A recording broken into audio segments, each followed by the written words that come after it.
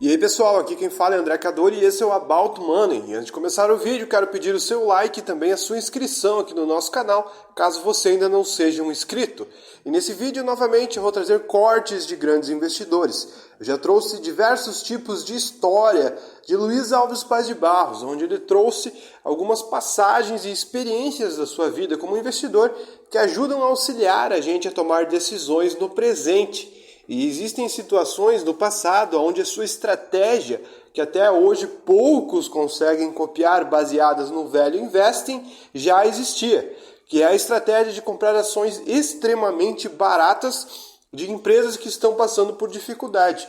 Então, nesse trecho que eu vou trazer para vocês, quando questionado sobre a sua passagem no passado nas ações do Banco Real, como ele teve uma posição tão relevante no banco, ele alega que não tem nada a ver com o setor, não tem nada a ver com a escolha de empresa, tem a ver com o preço das ações.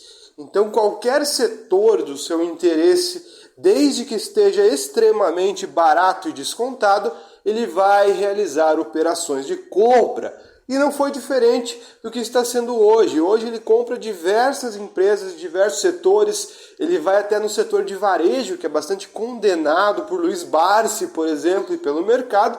Ele não tem nenhum tipo de restrição com relação a qualquer setor. Ele tem restrição com equipe. Então, ele escolhe empresas bem administradas em momentos de dificuldade que estão caindo, seja o motivo qual for. Não importa o motivo, desde que a ação esteja extremamente barata e tenha uma boa gestão, certamente ele vai realizar operações e montar no cavalo, digamos assim. E não foi diferente no passado. Ele montou no cavalo nas ações das holdings do Banco Real, de Aloysio Faria. Na época ele não tinha tanto dinheiro que nem ele tem hoje, se trata dos anos 80, mas nessa década de 80 o setor bancário foi extremamente penalizado.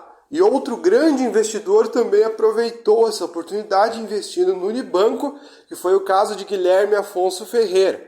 Nessa época, devido a algumas normatizações do governo, coisas nesse sentido, plano cruzado, houve uma movimentação que prejudicou os bancos. O retorno dos bancos entrou em xeque, digamos assim. E todas as empresas do setor bancário simplesmente evaporaram, despencaram de preço, mesmo tendo resultados. No caso das holdings do Banco Alfa, que Luiz Alves montou posição, ele alega que a posição dele, por mais que ele não tivesse tanto dinheiro para investir, ficou tão relevante que ele acabou entrando no conselho da empresa. E segundo ele, as ações eram tão baratas que eles compraram ações a preço de banana. Ele comprou as ações com o valor patrimonial em 0,01% do valor patrimonial. Algo difícil de se imaginar, mas que a gente vê hoje em outras ações que quase chegam nesse preço. Mas o caso é que essa ação pagava dividendo. Hoje a gente vê empresas assim, mas geralmente são aquelas empresas quase falidas que só dão prejuízo e não pagam dividendos. Na época, o banco pagava excelentes dividendos e ele falou que depois de 6 meses, todo o investimento que ele fazia retornava para ele. Ele foi realizando essas operações, comprando cada vez mais, caindo cada vez mais a cotação, ou seja, ele perdendo dinheiro no investimento, mas recuperando tudo nos pagamentos de dividendos.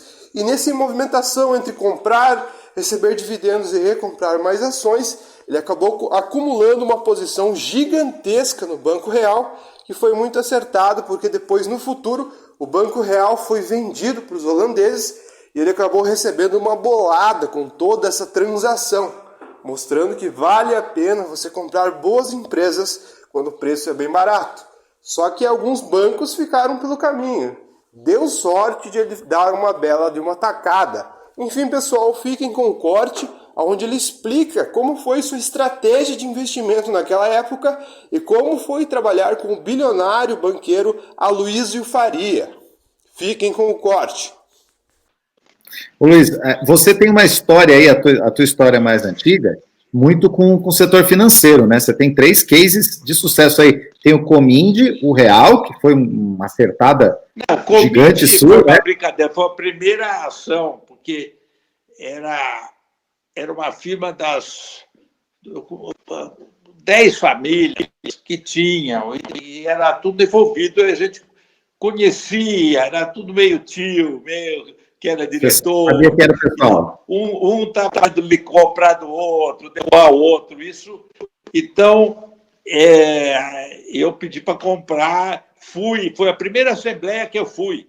E quando eu fui, o pessoal olhava, todo mundo queria, todos da minha família, do meu avô e tudo. Falava, porque o moleque já está se metendo aqui e tal. Então, era um assunto de...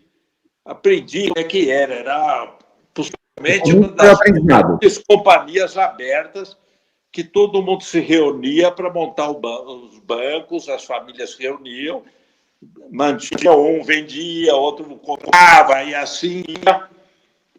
E assim, todo o sistema bancário paulista foi feito assim, como de Belo Horizonte.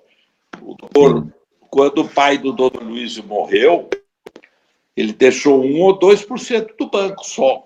Era um banco cheio de todo o interior, todo mundo era acionista do banco, e era com o intuito de ter dinheiro a hora que precisasse para os seus negócios, seja a mineração, seja as fazendas, o que fosse.